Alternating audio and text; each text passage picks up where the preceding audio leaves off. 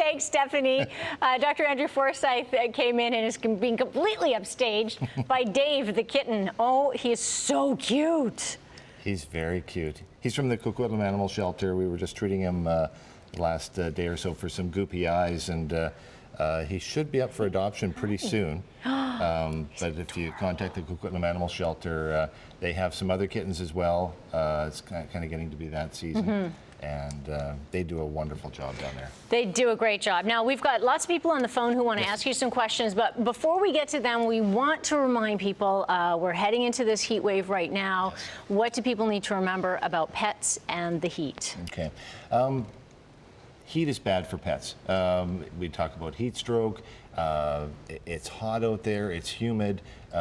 We go outside, we do a little bit of activity, we sweat profusely because we're trying to regulate our body temperatures. Of course, dogs, cats don't have sweat glands per se, and so they can't do that. They've got to drink water, they've got to pant, they rely on evaporation for thermal regulation. So what you want to do is avoid those hot times. So we got some pictures of dogs in water. That's a great way to allow them to cool down. Even with that, look at that dog panting. That dog is almost getting to the point of distress because they're panting, they're getting hot. Once they get over 105, 106 degrees temperature, bad things start to happen to their physiology.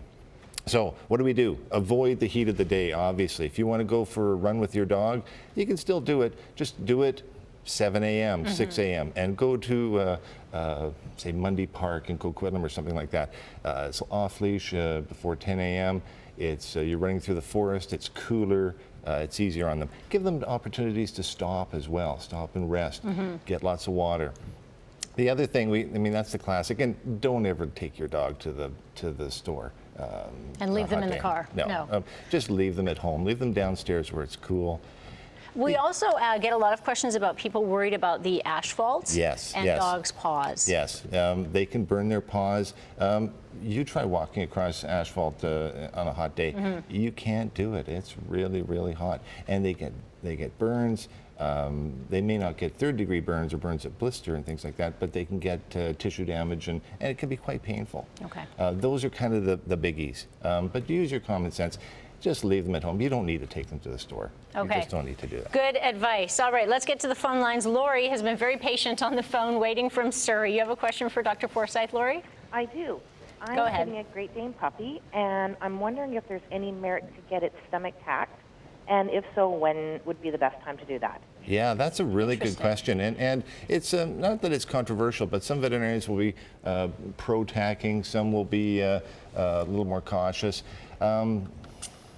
Myself, I'm probably firmly on the fence here.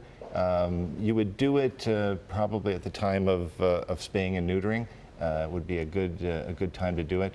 And what you're doing, and for the viewers that don't know, stomach tacking, you're just tacking the stomach to the body wall to prevent gastric dilatation and volvulus, commonly known as GDV. It's a stomach twist. Right, and so dogs like Great Danes that have this sort of narrower hips, yes, and standard poodles, and the big rib cage. Yeah. Not that it happens all the time to these dogs, but it does happen with some frequency.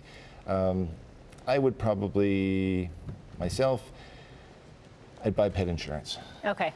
And just hope that there's no gastric torsion. Exactly. You can avoid it as well. They find that lots of water, a big meal, and exercise predisposes them to a little bit of twisting as well. Okay. Those three things tend to precede a twist. Be smart. Okay. So. All right. Good luck with that, Lori, and welcome to your new puppy. Deanna's on the line from Creston. Hi, Deanna. Hi. Hi. You have a question for Dr. Forsyth? I do. I have a 3-year-old Abyssinian cat. Wonderful. Yeah, he's lovely. And he has a habit of throwing up. And what we've thought is that he has to kind of munch through the day. But this past week, he's thrown up 3 times during. Yeah. And is this a long-term type of thing where he's done it for months? He's done it since he was a kitten, since we first got him. Yeah. Okay. obviously go see your veterinarian. He should be dewormed. He should have some blood work done. This type of pattern kind of, to me, talks about inflammatory bowel disease. And sometimes diet can play a big role in that.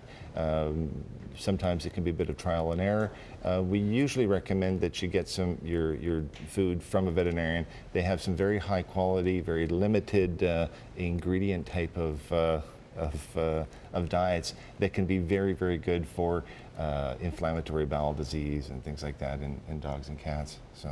Okay, good to know. Get out there and see what you can find out. Thanks, Deanna. Thanks for everyone for calling in, and sorry we didn't get to everybody else. If you have any more questions for Dr. Forsyth, you can find out more on his website, comolakevet.com. There's the phone number, and you can like them on Facebook as well. Thanks for bringing Dave in for a visit. I hope Dave pleasure. Finds a home. And just before we go, I want to wish my mom a happy birthday. Aw, happy birthday, Dr. Forsyth's mom. What's her name?